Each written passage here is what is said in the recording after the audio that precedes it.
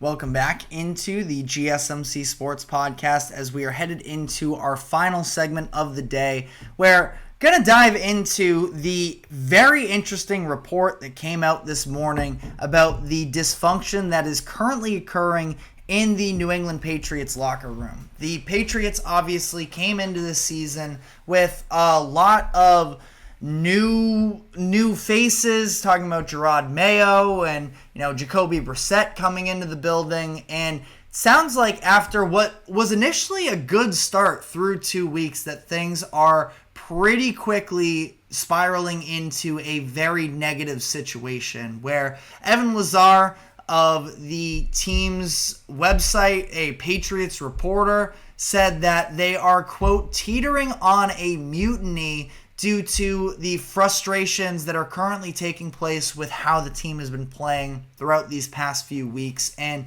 it has been very ugly, all things considered, where you look at offensively just the lack of production as a whole. Now, I think that it is a little bit dramatic from the players, truthfully, to be on the brink of a mutiny so early on, where you look at the overall situations. Again, the Patriots were not expected to be a top contending team in the NFL, and trust me, I'm ready to throw a mutiny as a Patriots fan myself that, again, nobody ever has sympathy for the Boston fans, but the Patriots have been a terrible football team throughout the past few seasons, and I think that, it's very frustrating. But again, 3-game losing streak. One of them is an overtime matchup against the Seahawks that they definitely could have won, and I do think that Jerod Mayo deserves a good amount of the blame for the sort of passiveness of deciding to punt late in overtime in that situation. And it was a bad loss, absolutely, against a good team, but it was a bad loss. And now there's this idea that, again, the offense has been a disaster, that because some players, and again, these are of the words of Lazar, that they are frustrated internally based off of the fact that all of these players are expected to go out and lay their bodies on the line, and all while they have a player that could make them better in the now, which I do agree with, in putting in rookie quarterback Drake May, that they could be a better team than they're currently fielding, but they are reserving him because of the fact that the offensive line is so bad and the run game isn't established. My biggest concern, truthfully, is just the offensive line, that it's so messy there, and especially looking at sort of the, devolving Mac Jones over the past few years, that I don't want Drake May to go out there and get his head taken off every play. But that being said, a lot of these players on the roster are currently doing that. And yes, they're getting playing time, but it's maybe this idea of special treatment for Drake May. I guess it could be perceived that way to some degree. It's also just smart coaching and GMing, in my idea, that the reality of the situation is everybody knows quarterback is the most important position on the field, and Jacoby Brissett has not been good.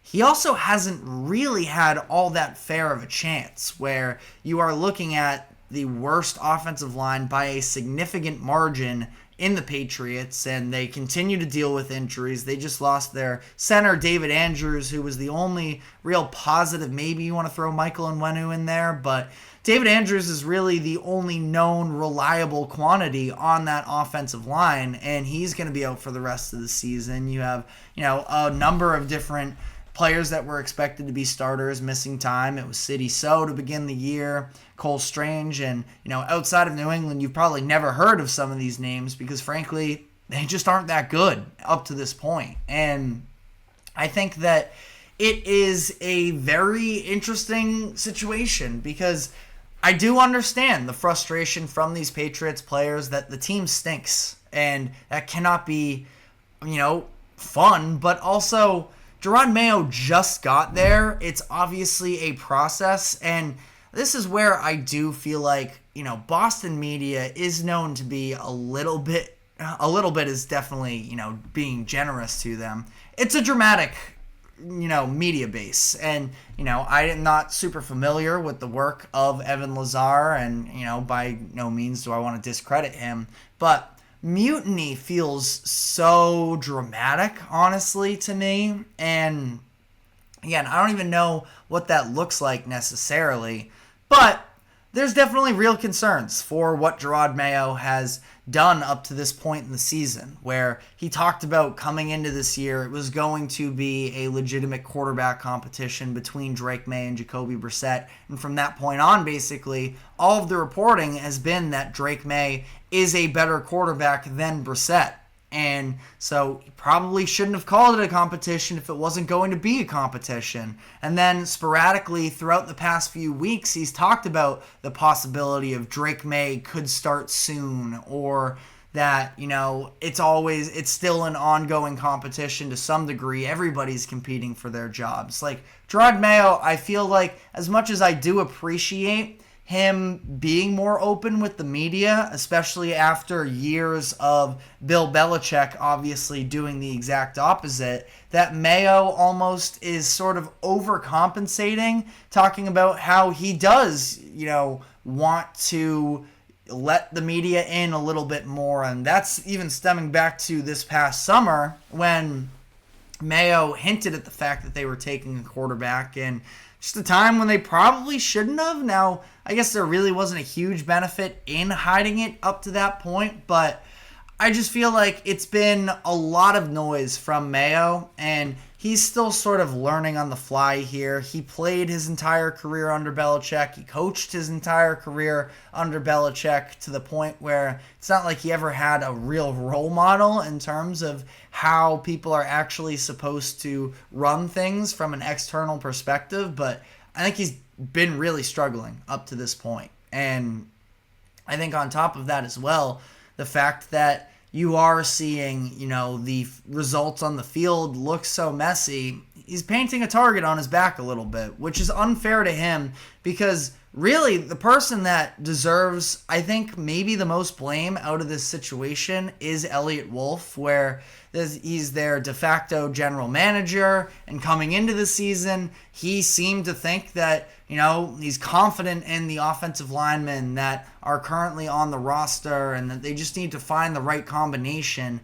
That's really not the case. Obviously, we knew the talent was lackluster there. The talent across the roster as a whole is lackluster, and it only hurts when you lose your star linebacker, your defensive captain. You lose your top offensive lineman as well. And the guys in the locker room, I mean, there has to be a little bit more understanding that it sounds like, again, according to this report, the defense is turning on the defense, the offense is turning on the offense. I mean, you're all in that together. Even if you're not a great group, I mean, I don't know what the defense would be upset with the rest of the defense for. I mean, it's been bad. The tackling specifically has been very underwhelming, specifically dating back to that Thursday night football matchup against the Jets.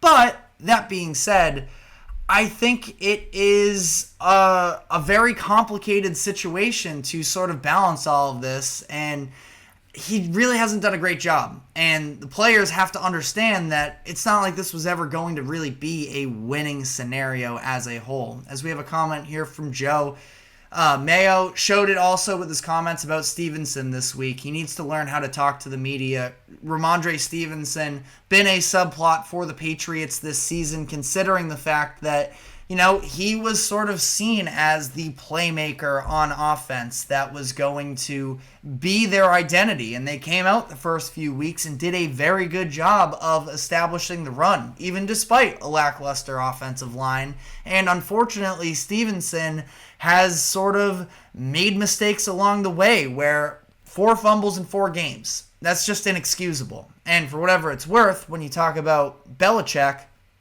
that would be an instant, we're sending you to the bench for the rest of this game.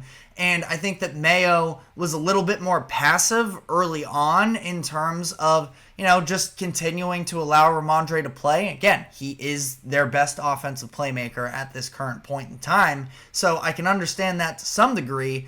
But then it's Mayo, publicizing all of this way more than he should. those are situations when you're talking about the dynamic, you're talking about your best player on offense, you don't need to spill and air everything out to the media. And I just think that he needs to sort of learn, as Joe says, how to talk to the media.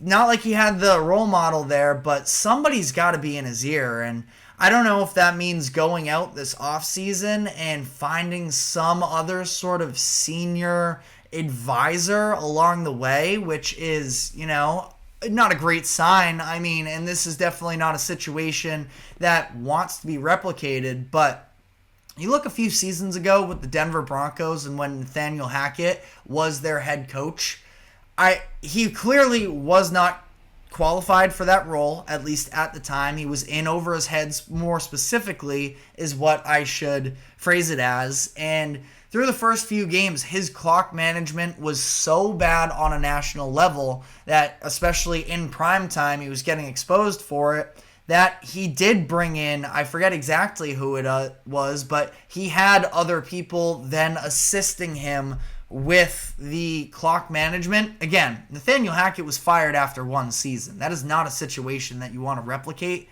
But the concept of you can't be too prideful, especially as a rookie head coach. That's just when you continue to back yourself into a corner and make yourself look stupid. And I don't think that Jerod Mayo is a stupid coach. He had a lot of success. He won Super Bowls with the Patriots during his playing career. That he is capable of taking this roster to another place where you saw good execution in the first couple of weeks. The vibes around the team seem to be higher, and since then, it's just sort of spiraled out of control. And I suppose part of the fix would be Drake May coming in and saving the franchise, but I don't know. I feel like the Patriots offense and their roster as a whole isn't really in a state where anybody can really come in and save it. Now, they're going to get Kendrick Bourne back within these next couple of weeks. He just came off of the physically unable to perform list. And maybe once you get another weapon and eventually, you can see the Patriots maybe leaning towards starting Drake May. I feel like if it wasn't this week, which obviously it wasn't, that moving forwards here, I mean, you get a game after your London game against the Jaguars. Then you have some matchups against the Titans. I mean, at this point, the Bears are also a very good defense as well. But you have the Rams in Week 11, Dolphins Week 12, Colts, and then the Cardinals. That maybe that's the time that we see Drake May play. But again, things are spiraling out of control quick.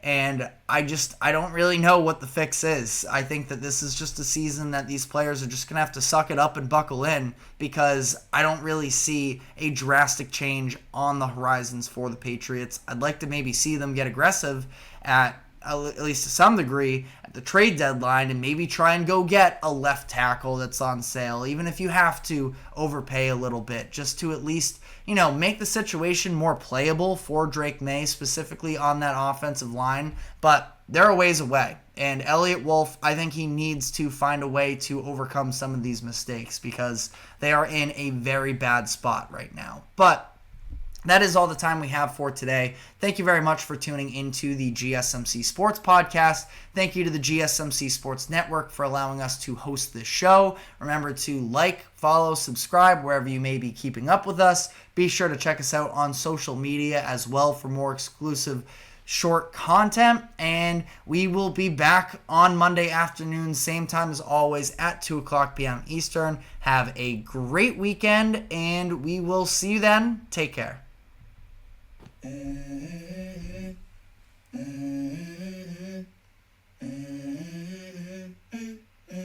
Let's go. I wake up to a little bit of drool on my pillow, feel like it's gonna be a bad day. Yeah, I'm tired of shit, and the coffee ain't hit yet. Damn, ain't that great. I don't wanna go.